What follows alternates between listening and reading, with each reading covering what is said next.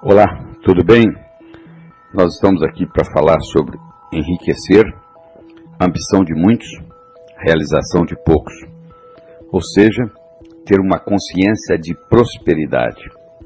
Prosperidade é um tripé, é uma combinação de saúde, riqueza e amizades.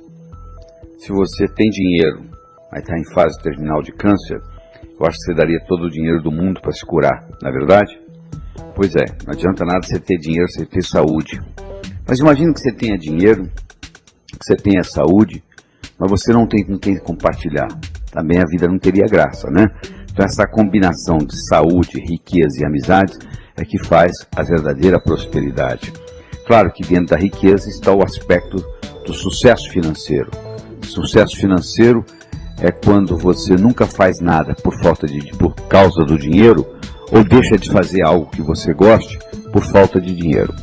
Se você está fazendo coisas na sua vida que você não gostaria de fazer por causa do dinheiro, ou deixando de fazer coisas que você gostaria de fazer por falta de dinheiro, você ainda não atingiu esse nível do sucesso financeiro, da independência financeira.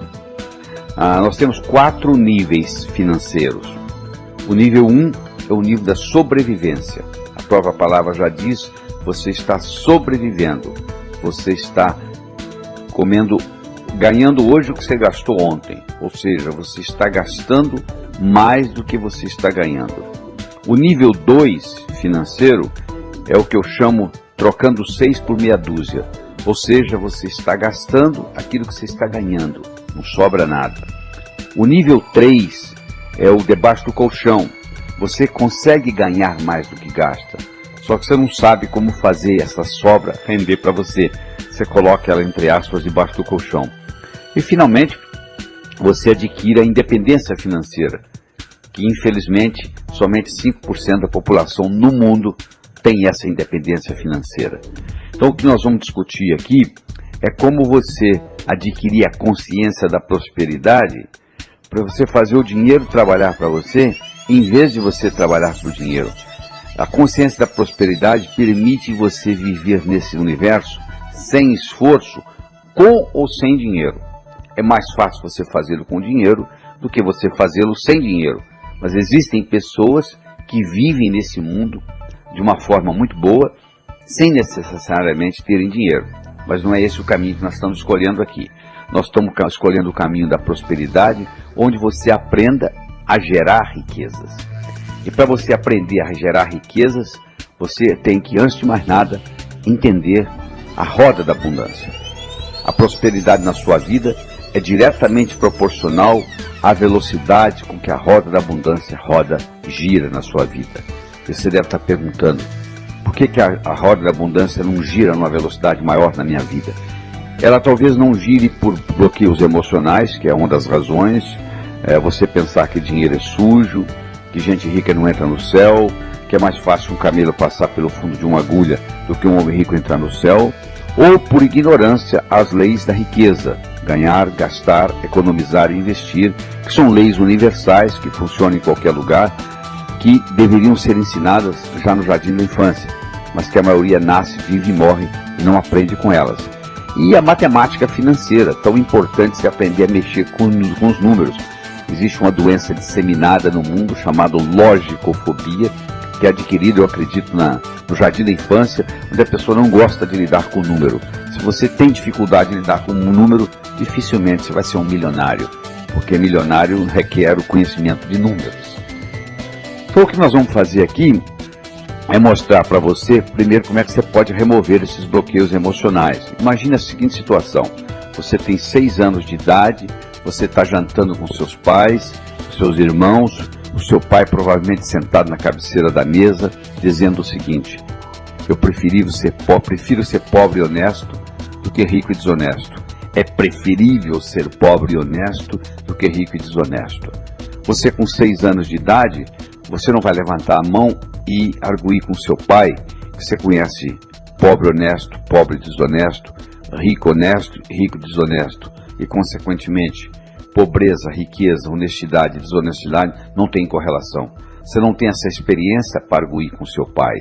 Você simplesmente absorve aquilo, isso passa a ser parte da sua estrutura psicológica. 25, 30 anos depois, você começa a ganhar dinheiro, o que você faz? Você faz uma autossabotagem. Ninguém quer ser intitulado de desonesto. Então, se você se acha desonesto porque você está ganhando dinheiro, você arruma um jeito de perder esse dinheiro para você continuar honesto. Tem gente que carrega isso a vida inteira. Então, as nossas crenças têm como finalidade única se perpetuarem.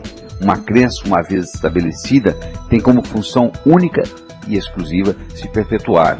E ela se perpetua reforçando a crença. Você vai produzir aquilo que você acredita e isso reforça a sua crença. Então tem gente que faz isso a vida inteira. Então você tem que entender essa roda da abundância. Você tem que entender que ela pode ser travada como se fosse um freio de mão pelos seus bloqueios emocionais. Eu quero falar de mais um. Por exemplo, você está com 6 anos de idade, você não sabe onde você está indo, mas você sabe que é um lugar importante, porque é colocar a melhor roupa que você tem, e você chega lá e tem alguém falando assim: é mais fácil um camelo passar pelo fundo de uma agulha do que um homem rico entrar no céu. Terminou lá o sermão, o seu pai e sua mãe levam você ao zoológico, você vê aquele animal enorme, você pergunta para eles o que é aquilo, e eles dizem: aquilo ali é um camelo. Você chega em casa, você abre a gaveta de costura da sua mãe, você pega uma agulha, você olha na agulha e você diz: eu quero ser pobre. Só que você esqueceu que você falou isso. Do mesmo modo que quem estava pregando esqueceu de lhe ensinar que há muitos e muitos anos atrás tinha as muralhas de Jerusalém, que continuam os resquícios lá até hoje, tinha os grandes portões que eram fechados às 6 horas da tarde, eram fechados às 6 horas da tarde, que todo camelo, toda caravana de camelo que chegasse depois das 6 não podiam passar pelos portões. O único jeito de entrar na cidade de Jerusalém era através do fundo de agulha, que era uma portinhola feita para camelo passar, só que um camelo, para passar pelo fundo de agulha, ele tem que passar de joelhos e descarregado.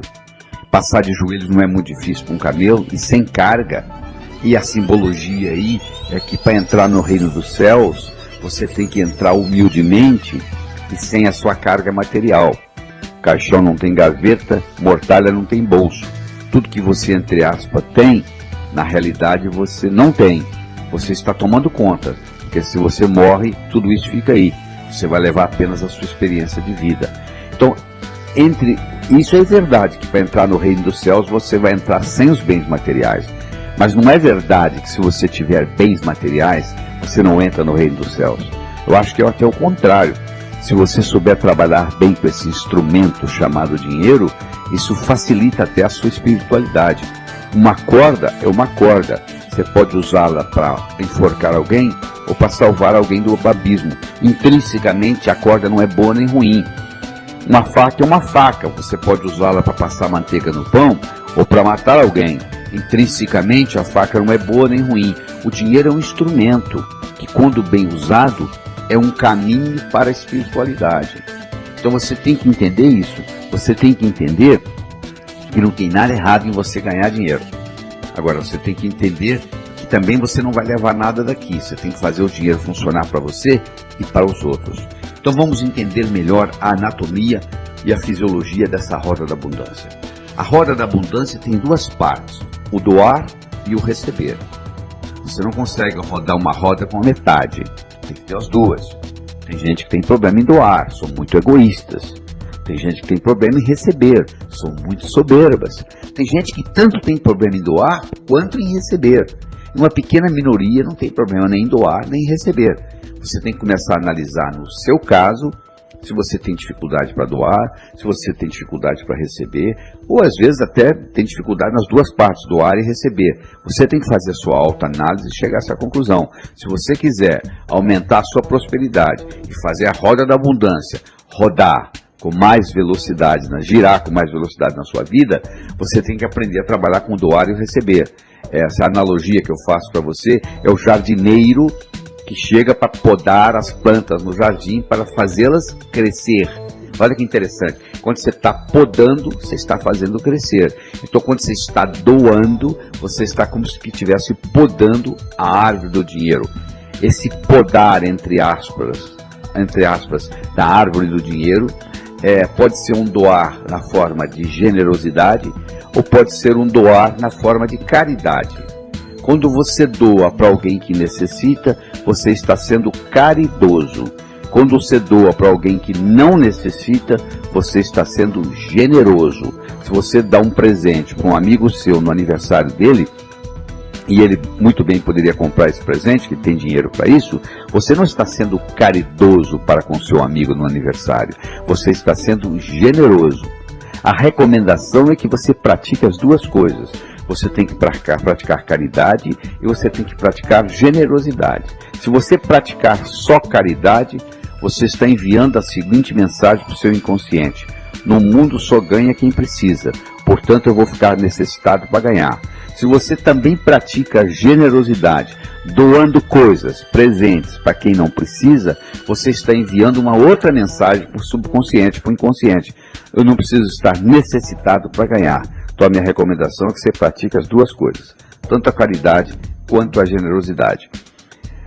Existem 4 verbos importantes para a gente conjugar no que diz respeito à roda da abundância. É o verbo declarar, o verbo solicitar, o verbo arriscar e o verbo agradecer. O verbo declarar mostra para você a importância do ser vir antes do ter. É ser, fazer, ter. Muita gente pensa assim: se eu tivesse dinheiro, eu faria o que gente rica faz, eu seria rico. Só que não é assim que funciona. Mais de 90% dos ganhadores na loteria, 10 anos depois, estão piores financeiramente do que antes de ganhar. Então, porque não pertencia a eles. Porque não parece que um dono é roubado. Primeiro você tem que ser, para depois fazer, para depois ter. E nós somos animais linguísticos. Nós somos através de declaração. Declaração cria realidade. Um noivo e noiva chegam perante o juiz e o juiz diz: eu declaro vocês marido e mulher. A partir daquele momento foi criada uma realidade jurídica naquele casal. Se vocês quiserem se separar agora, tem que se divorciar, porque já foi declarado. E o juiz tem autonomia para isso. Você tem autonomia para fazer declarações sobre você. Se você declara que você quer ser próspero, você passa a fazer o que gente próspera faz, você passa a ter prosperidade. Então não subestime o poder do verbo declarar e faça as suas declarações nessa área que você achar necessárias. Aí você tem que trabalhar conjugar o segundo verbo, que é o verbo solicitar. Solicitação gera poder. O indivíduo que é tímido, ele não consegue muita coisa na vida, porque ele tem que saber solicitar, né? Tem aquele ditado: quem não chora não mama. Você tem que saber solicitar do universo, você tem que saber solicitar de Deus, você tem que fazer a sua solicitação, o que você quer. Terceiro, você tem que aprender a arriscar. Se você não estiver disposto a arriscar, é difícil você ser próspero e enriquecer.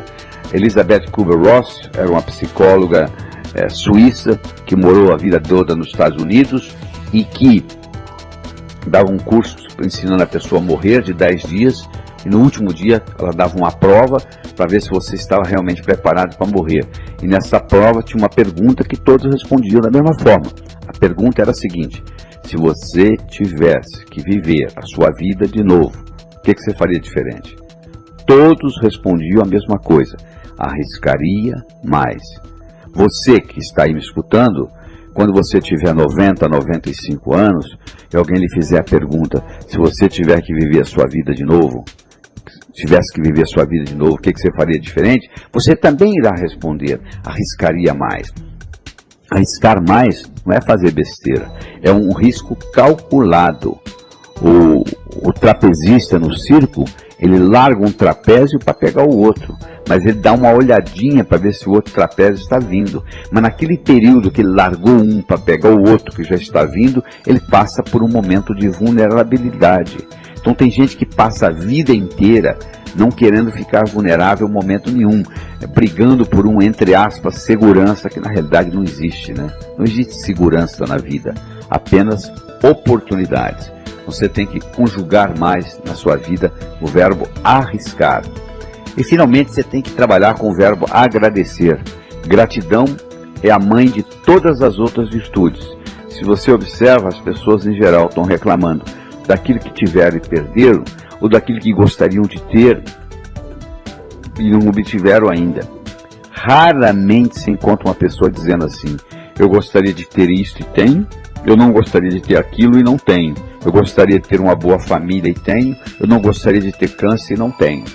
Então você tem que aprender a agradecer aquilo que você tem para obter mais daquilo que você quer. Essa é a grande verdade. A gratidão funciona como um sistema de retroalimentação num processo cibernético. Então você tem que aprender a conjugar mais frequentemente o verbo agradecer. Então quando você trabalha com o verbo declarar, com o verbo solicitar, com o verbo arriscar e com o verbo agradecer, fica mais fácil você implementar mais velocidade no giro da sua roda da abundância.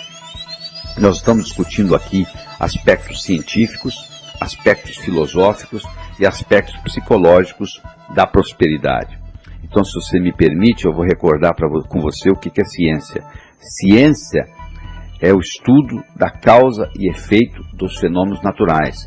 Quando você está estudando causa e efeito, você está fazendo um estudo científico. Filosofia é o estudo dos pensamentos. E psicologia é o estudo do efeito dos pensamentos no comportamento das pessoas. Então nós vamos estar trabalhando aqui tanto aspectos científicos, quanto aspectos filosóficos, quanto aspectos psicológicos. Nós estamos desenvolvendo modelos. Então, por exemplo, a mente, você pode ter a mente como um modelo, onde a mente tem duas partes, o pensador e o provador. O pensador pensa, o provador prova. O pensador só pensa, não faz mais outra coisa, ele pensa. E o provador pensa o que o pensador provou. Se você vem pensando assim, dinheiro é difícil, você está certo, dinheiro é difícil. Se você vem pensando dinheiro é fácil, você também está certo, dinheiro é fácil. Henry Ford dizia o seguinte: se você pensa que pode, ou se você pensa que não pode, de qualquer jeito você está certo. Essa é a grande realidade, de qualquer jeito você está certo. Então, pensando de um jeito ou pensando do outro, o provador vai provar. O provador vai provar como? O provador vai provar manifestando no universo físico, incluindo a sua conta bancária. Então, o grande segredo da prosperidade, o segredo de chegar lá, a qualidade de estar lá. Eu vou explicar melhor para você isso. Imagine que é sexta-feira, 18h30, você acabou de chegar do seu trabalho, você liga a sua televisão, você está assistindo um programa de televisão e de repente começa a aparecer o resultado da loteria. E por coincidência você comprou um bilhete, você tira o bilhete do bolso e o bilhete é um bilhete premiado. O número que aparece na televisão é o número do seu bilhete. Você acabou de ganhar $1 milhão. Só que é sexta-feira, 18h30, você não vai poder descontar esse bilhete até segunda-feira de manhã. Mas você vai passar um final de semana diferente, não vai? E você tem apenas um papel no bolso. Você vai dizer: mas é um papel premiado. Eu tenho um bilhete premiado no bolso. Eu sei, mas não deixa de ser um papel, não é verdade? Mas você passa um final de semana diferente, porque na segunda-feira você vai transformar este bilhete em $1 milhão. Se tudo aquilo que você quer no futuro, você tivesse a mesma convicção que você tem, quando você tem um bilhete premiado no bolso, aquilo aconteceria. Só que você não consegue segurar esse estado, né? Que beleza, você sai às vezes empolgado quando você termina de fazer uma meta, só que você não consegue manter isso. O segredo da prosperidade, o segredo de chegar lá, é a qualidade de estar lá. O que você quer? Eu quero $1 milhão. Se você tivesse $1 milhão, como é que você se sentiria? Aí eu me sentiria assim, assim, assim, assim e assim. Então você passa a se sentir assim 24 horas por dia e esse $1 milhão vai se manifestar na sua vida. Só que infelizmente você não consegue segurar isso por causa da sua estrutura psicológica. Por isso que você está escutando isso aqui. Por isso que você está fazendo esse trabalho aqui comigo. Então lembre-se desse modelo. O pensador pensa, o provador prova. A mente tem duas partes, o pensador que pensa, o provador que prova. E a mente, que não é o seu cérebro, a mente está no corpo todo, porque eu pergunto para uma pessoa assim, onde é que está a sua mente? Ela aponta para o cérebro. Não, o cérebro está aí. A mente está no corpo todo. O seu dedão do pé, se tiver um corte, ele vai curar-se. Ele vai se curar espontaneamente. Existe uma inteligência lá, existe uma inteligência no seu fígado, nos seus rins, no seu baço, e assim por diante. Então é a corporeidade da mente. Esta mente está em conexão com a inteligência divina. Então, através dessa conexão, você pode manifestar nesse plano coisas de outro plano. Através dessa conexão, através da mente. Então você tem que aprender a criar do nada. É verdade, criar do nada. Tudo é criado do nada. Uma cadeira foi criada do nada. Antes de existir cadeira, você ficava agachado. Até que alguém veio e criou uma cadeira. De onde? Do nada. Então o processo criativo, ele tem 3 princípios. O princípio da autoanálise, o princípio de sugestões e o princípio de metas. O princípio da autoanálise é o seguinte: o que eu venho pensando que fez a minha vida do jeito que ela é hoje? Faça uma autoanálise do que você vem pensando até hoje sobre dinheiro. E você vai olhar na sua conta bancária e você vai ter a resposta. Aquilo que você vem pensando está manifestado lá. O dia que você mudar a qualidade do pensamento, você muda a quantidade de dinheiro que está lá. Segundo, as sugestões. Você escutou uma série de sugestões negativas dos seus pais. E na melhor das intenções, passou para você uma série de coisas erradas. Você, para ser médico, você precisa fazer medicina. Você, para ser advogado, você precisa fazer direito. Você, para ser pai e mãe, você precisa apenas copular. Ninguém faz curso para ser pai. Ninguém faz curso para ser mãe. Ninguém faz curso para ser um bom educador. Então, os pais cometem erros educando os filhos. E os pais nos trazem uma série de negativos específicos. Até a idade de 4, 5 anos, nós recebemos mais de 100 mil nãos. Nós recebemos para um menino de 4 anos, uma criança de 4 anos, para cada elogio, recebe 9 repreensões. Então, olha o impacto que isso tem na mente da gente. Então nós temos uma série de sugestões negativas com relação a dinheiro. Você, para reverter isso, você tem que pegar essas sugestões negativas, transformá-las em positivas e falar, e escrever, e escutar, e gravar com a sua voz, até que você mude. E terceiro, você tem que entender a diferença entre metas e objetivo.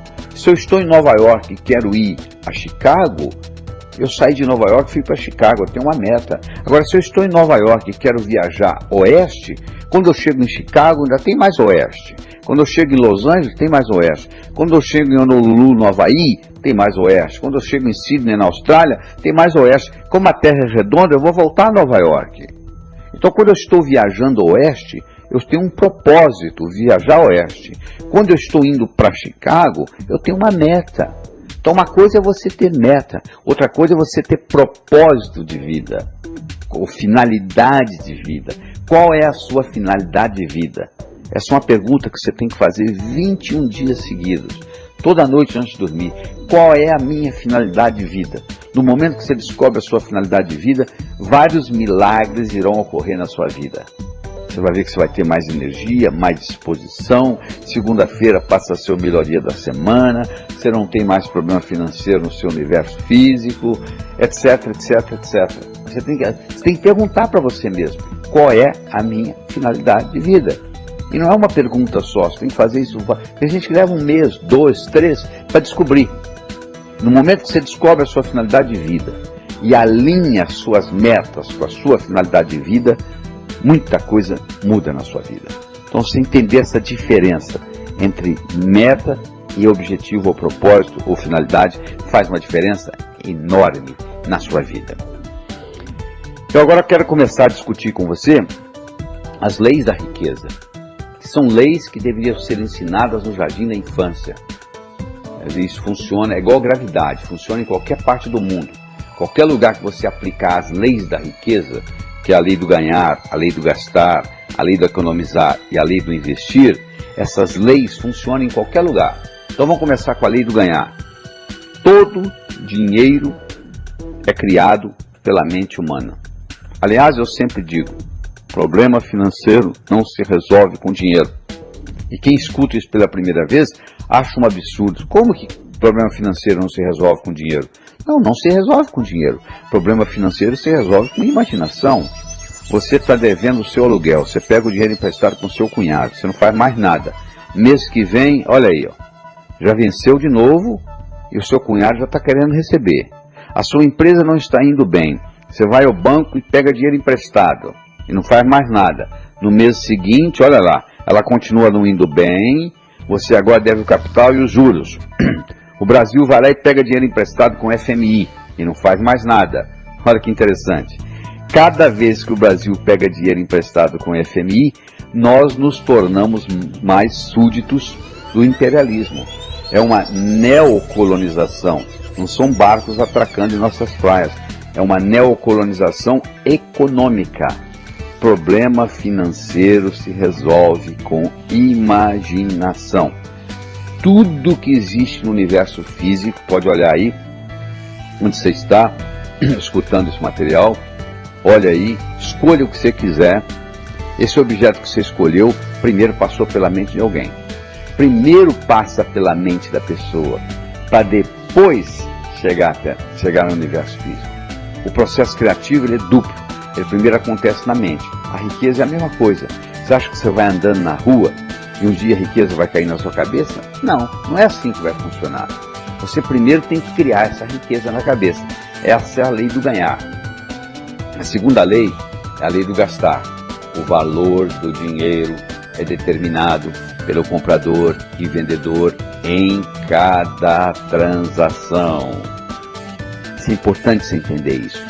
Você está lendo o jornal domingo de manhã. Está o anúncio lá de um carro que você gostaria de comprar, só que está caro. Vai lá ver, você não sabe. Pode ser que a viúva lhe venda pela metade do preço, porque você vai cuidar do carro tão bem quanto o seu falecido marido. Você não sabe o que vai acontecer. O valor do dinheiro é determinado pelo comprador e vendedor em cada transação. Imagine que você esteja navegando no Rio Negro, o seu barco afunda, você tem uma mochila com $10.000 e os $10.000 estão sequinhos, protegidos dentro da mochila. Você encontra um índio que tem uma canoa e você quer que ele te leve 10 quilômetros rio abaixo e você dá para ele os $10.000. Ele nunca viu dinheiro, quanto mais dólar. Você acha que ele vai fazer isso? Não. Agora, se você estivesse em Miami e desse $10.000, o cara te levava 100 quilômetros rio acima. O valor do dinheiro é determinado pelo comprador e vendedor em cada transação. E quem enriquece não é quem ganha muito, é quem sabe gastar. Se você ganha R$20.000 por ano e gasta 19, no final do ano sobrou 1. Se você ganha R$100.000 por ano e gasta 110, no final do ano você deve 10. Interessante, a sociedade bate mais palmas para quem ganha 100 e gasta 110 do que para quem ganha 20 e gasta 19, não é verdade? Só que quem ganhou 20 e gastou 19 terminou com 1. E quem ganhou 100 e gastou 110 terminou devendo 10. Está numa situação muito pior. Então você tem que aprender a gerenciar suas despesas, que nós vamos discutir um pouquinho mais para frente. Terceiro, é a lei do economizar. É você saber economizar. Primeiro criando o conceito que eu chamo de dízimo pessoal. Você tem que pegar 10% que você ganha e guardar para você. Você já observou o que acontece? Chega no final do mês, você paga todo mundo. Você só não paga uma pessoa. Você que ganhou. Interessante, né? Você paga o dentista, a prestação do carro, a universidade. Você só não paga a escola das crianças. Você só não paga uma pessoa. Você que ganhou. Isso tem que ser revertido. Você tem que fazer o dízimo pessoal. Você tem que pegar 10% e guardar. Se você estiver pensando assim, mas eu já ganho tão pouco. Bom, se você ganha pouco, 10% não é quase nada. Em outras palavras, você pode viver com 90% que você ganha, porque tem gente que vive com muito menos que você ganha. Então você pode viver com 90%. Quando você começa a economizar esses 10%, ocorre uma mágica na sua vida, porque você está enviando para o subconsciente a seguinte mensagem: eu vivo no universo abundante, tenho o suficiente e sobra. O seu subconsciente começa a viver um ambiente de prosperidade. Isso é muito importante. E se você está pensando assim, mas eu já ganho, eu já guardo 40%. Ótimo! mas separa os 30 dos 10, porque esses 10 vão criar um imã de dinheiro. A palavra dízimo vem de 10. Em todas as religiões do mundo, o dízimo é 10%, porque da Cábala, o 10, o 1 significa criatividade, iniciar, e o 0 significa mais. Então você tem esses 10% que você vai economizar de dízimo pessoal, esse dinheiro você nunca pode usá-lo em nada perecível ou roubável. Você tem que guardar até um certo ponto, e aí você compra uma propriedade, um lote, o que seja. Mas você não pode comprar em coisas perecíveis ou roubáveis, porque isso vai criar o imã do dinheiro. Se você abrir a torneira da sua casa, sai água. Para onde que vai a água? Vai para o esgoto. O esgoto vai para o rio. O rio vai para o mar. Para onde vai a água então? Para onde tem água. E ódio, para quem tem ódio. E amor, para quem tem amor. E dinheiro, para quem tem dinheiro. O dinheiro não vai para o pobre. O dinheiro vai para quem tem dinheiro. Você vai no banco e fala para o gerente, pelo amor de Deus, eu estou apertado, me empresta dinheiro. Ele diz, não, para você não. Mas se você chega lá e prova para ele que você não precisa de dinheiro, ele vai querer lhe oferecer um empréstimo, porque o banco, afinal, vive de juros. Olha que interessante. O crédito é paradoxal. Quem precisa não tem. Quem não precisa tem. Então, dinheiro atrai dinheiro. Semelhante atrai semelhante. Se eu começo a criar um imã de dinheiro, eu começo a atrair mais dinheiro. Por isso que o dízimo é importante, esse dízimo pessoal que você tem que fazer. E vem depois a parte do investir. O investimento é fundamental. A maioria dos brasileiros não sabe investir. O investir, você faz o dinheiro trabalhar para você, em vez de você trabalhar por dinheiro. O investir tem que ter legalidade, você não vai investir na distribuição de cocaína, você tem que investir numa coisa legal, que tenha legalidade. Você vai investir, aí você vai buscar se tem mais ou menos rentabilidade, mais ou menos segurança, mais ou menos liquidez. Rentabilidade, segurança e liquidez são os 3 pontos-chave de um investimento. Tem dinheiro que você vai deixar lá mais a longo prazo, você não está preocupado com a liquidez, mas você está preocupado com a segurança ou com a rentabilidade. Tem dinheiro que você precisa de mais liquidez, a rentabilidade talvez não seja tão alta, mas você pode tirar a hora que você quiser. Às vezes você coloca um dinheiro na poupança e você pode ir lá e tirar o dinheiro a hora que você quiser. Mas se você compra uma casa, você não pode querer vender a casa, pode ser que você não encontre comprador no dia que você quer vender a casa. Então já não tem a mesma liquidez de uma caderneta de poupança. Aí você vai ter que decidir aí ser mais ou ser menos. Mas só trabalhar com as leis da riqueza não é o suficiente. O ganhar, o gastar, o economizar, o investir é muito importante. Você tem que estar preocupado com isso. Agora, você também tem que ver o aspecto psicológico da coisa. Existem os pesos pesados, que eu chamo, na psicologia, que interferem na sua capacidade de ganhar dinheiro. Por exemplo, o modo como você nasceu faz uma diferença enorme. Se você não foi bem-vindo ao mundo, se você vai visitar uma cidade, você tem uma experiência ruim naquela cidade, você não quer voltar naquela cidade, não é verdade? Você tem uma experiência ruim.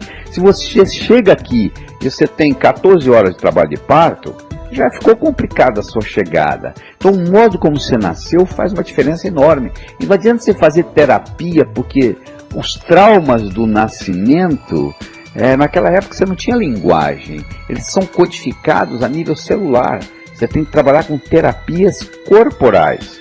Nós temos um curso chamado Sintonia, fazemos no Brasil 5 vezes por ano, vem gente do mundo inteiro, são 39 horas de trabalho, 12 no primeiro dia, 17 no segundo e 10 no terceiro, fazemos no Hotel Fazenda, é uma sexta, sábado e domingo, e as pessoas vêm, fazem essa sintonia, e na primeira noite nós transformamos a sala, que é enorme, num grande útero, onde nós colocamos uma música alta, que foi gravada em Atlanta, Geórgia, por um dispositivo colocado dentro do útero de uma mulher grávida. Então o som que você escutava quando você estava no útero da sua mãe é jogado naquela sala.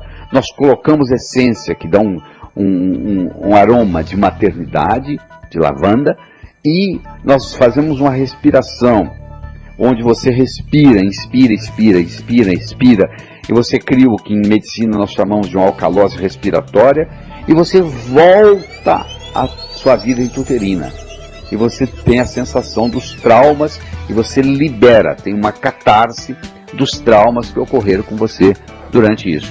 Existem no Brasil muitos terapeutas que trabalham com renascimento, você tem que buscá-lo, ver se eles são de credibilidade e fazer essa experiência.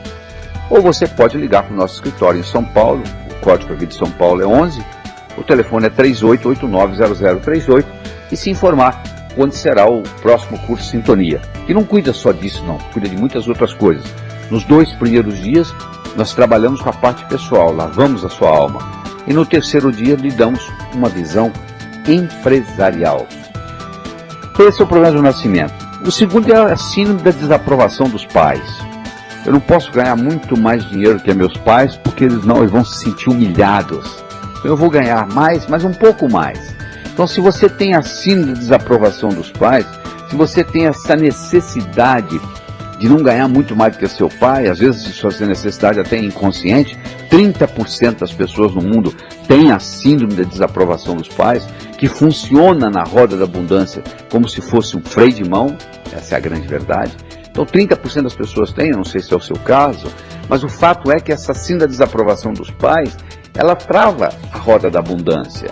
E você tem que trabalhar isso psicologicamente primeiro, para depois saber usar inteligentemente as leis da riqueza, o ganhar, o gastar, o economizar e o investir. A negatividade específica são aquelas negatividades com relação a dinheiro, né? Dinheiro é sujo, gente rica não entra no céu, eu prefiro ser pobre e honesto do que rico e desonesto, que nós já discutimos nesse material, em que você tem que reverter isso na sua cabeça.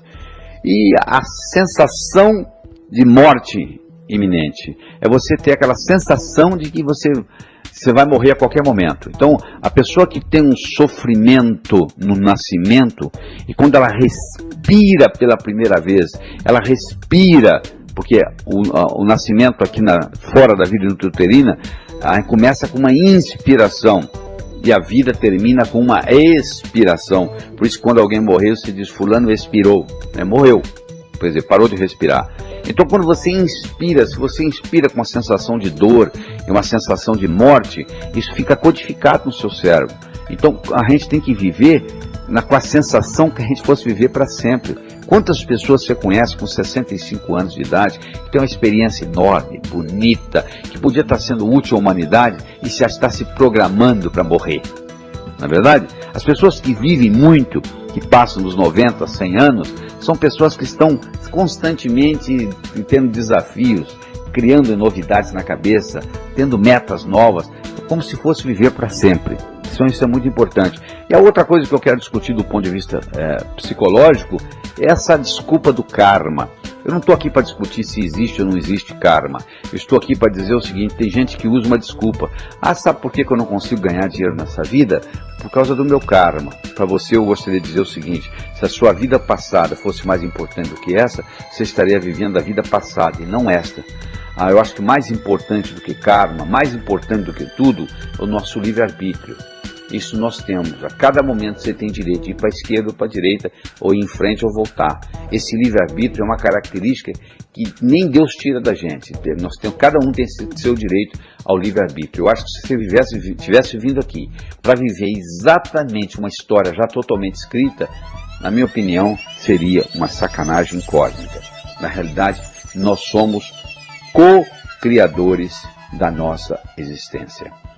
Eu gostaria de discutir com você ainda alguns mitos populares.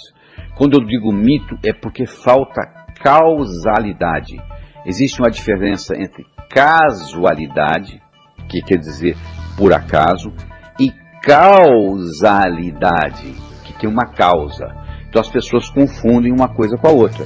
Por exemplo, tem pessoa que pensa que para ganhar dinheiro você tem que trabalhar muito, que não é verdade. Você tem que trabalhar inteligentemente. Uma vez em Brooklyn, New York, um indivíduo ficou milionário aos 65 anos de idade. E quem estava entrevistando ele para a televisão perguntou para ele assim, por que o senhor ficou milionário aos 65? Por que não aos 55? Por que não aos 45? E ele respondeu, estava tão ocupado trabalhando que eu não tinha tempo de ganhar dinheiro. Olha que resposta profunda. Às vezes o sujeito está tão obcecado com o que ele está fazendo no dia a dia, que ele não tem tempo de dar um passo para trás e ver a coisa numa perspectiva maior. Não sei se esse é o seu caso, mas às vezes é importante tirar férias. Às vezes você volta das férias renovado e com ideias novas. Então às vezes você está trabalhando muito e não está saindo do lugar. Então você tem que dar uma checada nisso. O outro mito é que eu não posso ganhar dinheiro e me divertir ao mesmo tempo. O sujeito fala assim: durante a semana eu trago o leite das crianças, agora sábado e domingo eu faço o que eu quero. Meu amigo, o que você faz por diversão, alguém faz por profissão. Isso eu posso lhe garantir. Eu não sei qual é o seu hobby, mas eu posso lhe garantir que aquilo que você faz por diversão, alguém faz por profissão. O que você gosta de fazer? Jogar tênis? Tem gente que é instrutor de tênis. Então o ideal é você pegar um hobby, transformá-lo em profissão. Nunca mais você vai trabalhar. Você vai estar sempre se sentindo de férias. Então o ideal é você ter uma profissão que você não precisaria receber para estar feliz. E cobrar, e fazer aquilo. Aí você vai estar sempre satisfeito, porque vai estar fazendo o que você gosta. Você tem que fazer o que você gosta e gostar do que você faz. Tem que ser as duas coisas. Porque por melhor que seja o que você está fazendo, esse é o filé mignon. Sempre vão ter outras coisas. Eu adoro dar conferências, mas eu tenho que viajar pelo mundo dando conferências. Nem sempre é agradável estar esperando voos atrasados nos aeroportos. Mas quando eu começo a ficar chateado com isso, eu me lembro o seguinte: opa, isso faz parte da minha vida, eu quero ir lá, então isso aqui é o preço que eu estou pagando. Aí fica mais ameno, aí eu vou ler um livro de uma forma mais agradável na sala VIP, esperando pelo voo que está atrasado. Então eu tenho que incorporar o seguinte: eu não vou poder trabalhar com filé mignon o tempo todo. Mesmo fazendo o que eu gosto, vai ter coisa que eu não vou gostar tanto, mas eu tenho que gostar daquilo que eu estou fazendo, porque aquilo me complementa para outro. O terceiro mito é a ocupação. Sabe por que eu não ganho dinheiro? Porque eu não tenho a profissão do meu irmão. O que seu irmão é? Meu irmão é médico. Meu amigo, eu conheço médico pobre, médico rico, advogado pobre, advogado rico, contador pobre, contador rico, artista pobre, artista rico, jornalista pobre, jornalista rico. Você também. Em qualquer profissão você vai encontrar pessoas pobres e pessoas ricas. Então não culpe a ocupação. Você pode fabricar agulha e ser milionário. Não é a ocupação que vai determinar, é o modo como você vai fazer isso. O outro mito é o seguinte: eu não posso ganhar dinheiro porque não tenho uma boa formação. Esse é um outro mito popular. Eu quero lhe dizer o seguinte, que os homens mais ricos do mundo em geral não eram eruditos. Thomas Edison teve 3 meses de educação formal, Henry Ford, 2º ano de ginásio, o Bill Gates, que tem 3 recordes mundiais, acumulou 100 bilhões de dólares, o maior na toda a história da humanidade, fez isso num período recorde de 12 anos e foi o homem mais jovem e mais rico do mundo com 32 anos de idade. Ele próprio saiu para montar a Microsoft. Então, essa desculpa de que você não teve um curso superior não justifica nada. Pelo contrário, as pessoas que são demasiadamente intelectuais acabam não conseguindo pagar as contas no final do mês. Se você tem um parente, um conhecido, um vizinho que é muito intelectual, a família acaba ajudando ele para pagar as contas. Então eu não estou desestimulando você a estudar. Eu estou dizendo que o estudo por si não é suficiente. Você não faz um bolo só com farinha, nem só com manteiga, nem só com ovos. São ingredientes. O estudo, o conhecimento pode ser até um ingrediente, mas só ele não resolve. Se fosse assim, os intelectuais todos seriam milionários. É verdade? Então isso é um mito popular. O outro mito popular é que, mas não tem dinheiro suficiente para todos. O Brasil está só crescendo, poxa. O poder aquisitivo da humanidade hoje é 4 vezes 10 elevado a 15 bilhões de dólares. Então, olha só, como é que você explica isso? Na época da caverna, qual era a riqueza mundial? Praticamente nada. Agora você pega o produto interno bruto hoje do mundo, que é um absurdo, foi criado de quê? Pela mente humana. Então, é aqui no Brasil sim que nós temos que conversar nisso, porque se eu for falar de prosperidade lá na Suécia ou lá na Suíça, eles vão rir de mim. Você vai lá, está tudo pronto. Aqui está tudo por fazer. Então esse aqui que é o nosso paraíso das oportunidades. Todo estrangeiro que morou no Brasil sai daqui com o seguinte conceito: o Brasil é o paraíso das oportunidades. Só o brasileiro que não consegue ver isso. Então é aqui sim que eu tenho que falar. Porque primeiro e terceiro mundo não tem nada a ver com geografia, não tem nada a ver com topografia. Tem a ver entre o que você carrega entre o seu ouvido esquerdo e o seu ouvido direito. Então é importante você entender tudo isso. E é importante você entender o aspecto do ímã de dinheiro. Esse conceito que nós passamos para você do dízimo pessoal. Então olha só, nós já cobrimos muitas ideias aqui. Eu recomendo você escutar esse material várias vezes, porque nós começamos lá falando de prosperidade, de saúde, de riqueza, de amizade, falamos de sucesso financeiro, falamos de consciência de prosperidade, dos níveis financeiros, a sobrevivência, o trocar 6 por meia dúzia, o debaixo do colchão, a independência financeira, falamos da roda da abundância, falamos do doar, do receber, do declarar, do solicitar, do arriscar, do agradecer.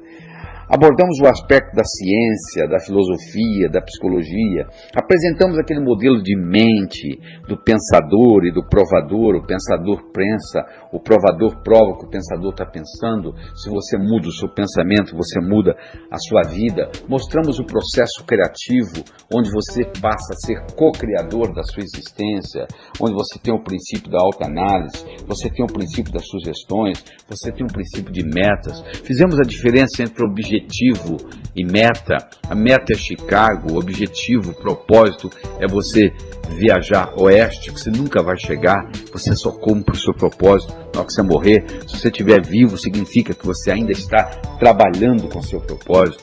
Aí trabalhamos com as leis da riqueza, a lei do ganhar, a lei do gastar, a lei do economizar, a lei do investir.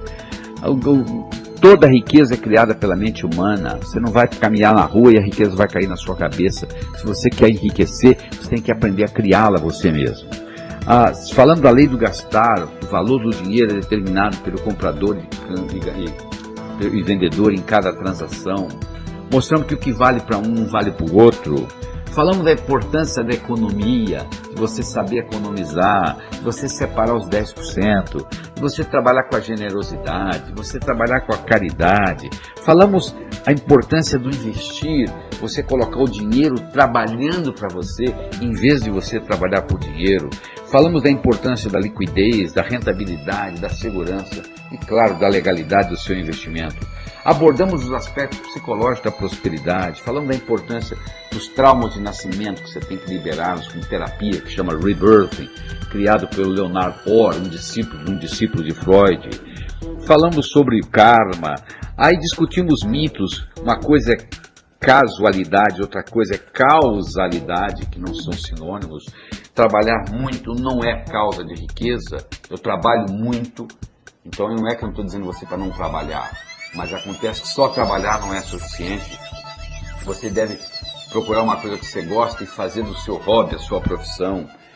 Mais importante que a sua erudição é a sua competência de ação. Não adianta você estudar muito o que está no livro. Você tem que colocar a coisa em prática. E você tem que... A sua formação não necessariamente o fato de você ter um nível superior, deixar de ter um nível superior, você vai ganhar mais ou menos dinheiro. E o universo é um lugar potencialmente abundante. Eu quero terminar aqui com a história.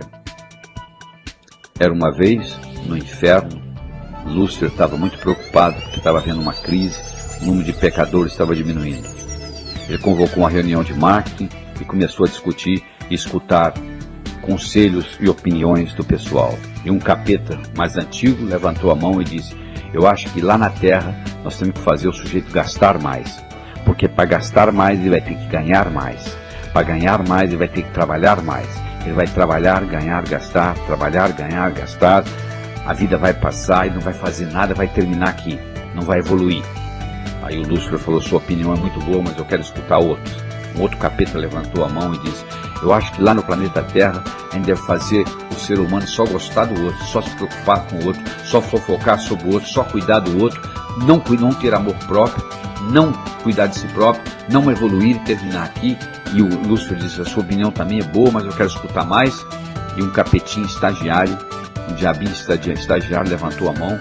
Lúcifer olhou para ele com a cara feia, perguntou o que ele queria. Ele disse: eu quero dar uma opinião. Disse: qual é a sua opinião? Porque o que a gente não faz no planeta Terra, o ser humano ter a pensar que ele vai viver para sempre. E Lúcifer então perguntou: e o que tem a ver pensar que vai viver para sempre e vir para o inferno, vão vir para o inferno. Esse é o sujeito que vai pensar que vai viver para sempre, ele vai deixar o importante para amanhã, para amanhã, para amanhã. A vida vai passar, ele não vai fazer nada, não vai evoluir, vai terminar aqui. Diz que a face de Lúcifer se iluminou, ele disse: é isso que nós vamos fazer. Sabe o que o diabo fez? Ele colocou na mente de cada um de nós a semente da eternidade. Você pensa que seu primo vai morrer antes de você, que seu vizinho vai morrer antes de você, que seu chefe vai morrer antes de você. A você não, você vai ficar aqui para a eternidade. Aí sabe o que você faz? Como a maioria dos que já morreram, você vai deixando para amanhã, para amanhã, para amanhã. Se você fosse um cemitério e conversasse com quem, entre aspas, está morando lá, eles iam dizer que a vida foi curta, que não deu tempo de fazer o que eles tinham que fazer. Você está escutando esse material todo. Você vai colocar ele em prática? Ou é apenas um exercício para escutar? Eu recomendo que você escute ele pelo menos 5 vezes, para mexer na sua estrutura psicológica. E coloque em prática. Não adianta só você escutar, você tem que colocar em prática. Esse conhecimento só vai ter valor o dia que ele passar do campo do pensamento para o campo da ação. Eu espero que novos caminhos se abram à sua frente, que o vento sopre levemente às suas costas, que o sol brilhe suave e morno no seu rosto, que a chuva caia de mansinho em seus campos. E até que nos encontremos de novo, que Deus lhe guarde nas palmas de suas mãos. Até logo.